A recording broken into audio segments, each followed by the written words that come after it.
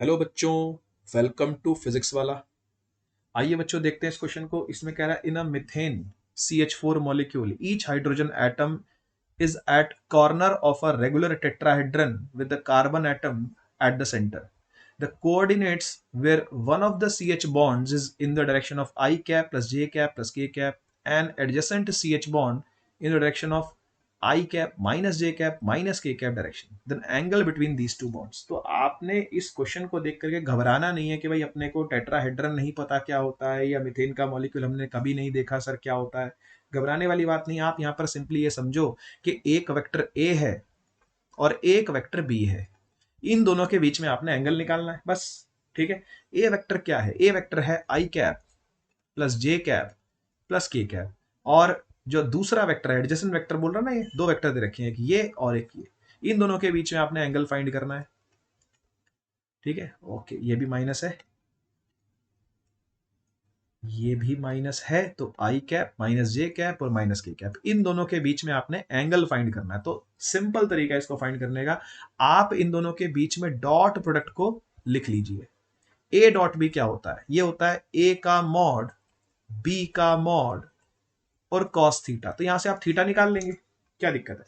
ए dot B आप जानते हैं किस तरीके से किया जाता है। आइए रखते हैं यहां पर ए को बी और बी को उसके साथ डॉट करते हैं।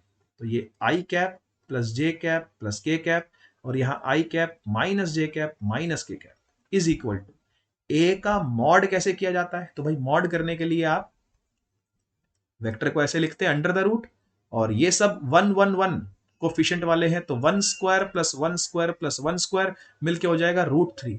ऐसे ही बी वेक्टर को भी आप लिखेंगे तो यहां पर माइनस हो तो कोई फर्क नहीं पड़ता क्योंकि उसने स्क्वायर ही होना है अल्टीमेटली, तो -1 का स्क्वायर, और इस तरीके से आप इसको लिख करके आप इसको अंडर √3 ही निकाल लेंगे।